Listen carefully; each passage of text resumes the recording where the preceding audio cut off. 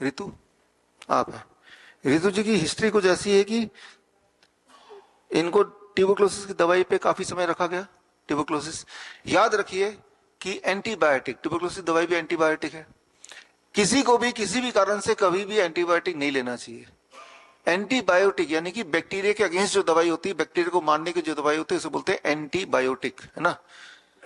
Anti जब bacteria को मारने के लिए हमने दवाइयां लेनी शुरू की आज से कुछ साल पहले से, तो बैक्टीरिया भी म्यूटेट होना शुरू हो गई। ट्यूबरक्लोसिस के बैक्टीरिया, मलेरिया के बैक्टीरिया, वायरस, सारे अपने आप में म्यूटेट होने शुरू हो गए। म्यूटेट का मतलब क्या है कि अब उनपे इन दवाइयों का असर नहीं होने वाला। फॉर एग्जाम्पल, मान लो एक भालू आपकी तरफ आ रहा है, उस भालू को मारने के लिए बंदूक उठाया, मारने के लिए, एम करने के लिए, जब तक बंदूक उठाया भालू म्यूटेट हो गया, म्यूटेट होकर वो मच्छर बन गया। अब जिस बंदूक से भालू को मार सकते हैं, क्या उसी बंदूक से मच्छर मरेगा? नहीं मरेगा। अब मच्छर के लिए आपका औजार क्या हो सकता है? Electric racket. जब इलेक्ट्रिक रैकेट लेके मच्छर को मारने लगे तो मच्छर म्यूटेट होकर हाथी बन गया। क्या उस इलेक्ट्रिक रैकेट से हाथी मरेगा? नहीं मरेगा। उसके लिए फिर अलग औजार उठाएंगे। तो म्यूटेट होने का यही मतलब है कि जब बैक्टीरिया, वायरस देखते हैं कि इंसान एक पर्टिकुलर दवाई यूज करके मुझे मार रहा है, तो वो भी चला कर, उसको भी जिंदा रहना है, इसी पृथ्वी में रहना है, तो अपने आप को म्यूटेट कर लेते हैं, इसे कहते हैं म्यूटेशन। तो आज की तारीख में 2016 ऑनवर्ड्स जितने सारे बैक्टीरिया हैं जो इंसान को अटैक करते हैं, वो सारे म्यूटेट हो चुके हैं। इसलिए जितने सारे एंटीबायोटिक हैं वो सारे ऑब्सोलीट हो चुके हैं, राइट। तो ट्यूबरक्लोसिस की दवाई सिर्फ और सिर्फ आपको नुकसान करेगी, कोई फायदा नहीं करेगी। पहली बात तो ट्यूबरक्लोसिस आपको था भी नहीं तब भी दिया, राइट। और अगर हो भी तो भी दवाई नहीं लेना, because it will never work, it will only cause more discomfort to the body. खैर, ये आपकी पास्ट है।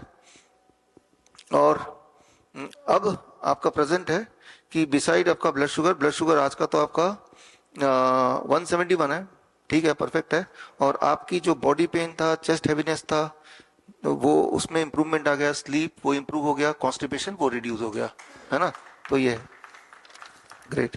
तो हमें सिम्टम देखना है और सिम्टम ठीक हो रहा है कि नहीं देखना है। आप देखेंगे यहाँ पे कि रितु जी ने क्या किया, वही किया जो सबने किया, लेकिन इनके जो सिम्टम है चेस्ट हैवीनेस का, वो सिम्टम इनके कम होंगे।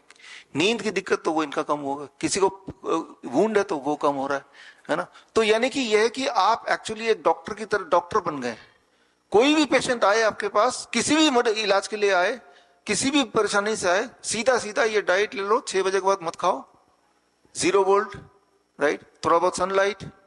अब उसको बोलो कि 2 दिन बाद आ जाओ, 1 हफ्ते बाद मेरे पास आ जाओ, बस इतना ही कर रहा है ना। यानी कि ठीक हो किसी को करना इज सो इजी। इस जो फॉर्मूला मैंने आपको बताया है, जो आपने 2 दिन से किया, ये आंख बंद करके कोई भी पेशेंट, वो अपने आप को कैंसर का पेशेंट बनना बता रहा है, वो अपने आप को हार्ट का, किडनी का, बीपी का, शुगर का, नींद का, कॉन्स्टिपेशन का, पेन का, इंजरी का, कोई भी बता रहा है, तो बिल्कुल आप यही फॉर्मूला डाल देंगे और आप देखेंगे 2-4 दिन में उसको इंप्रूवमेंट दिखाई देने लगेगा।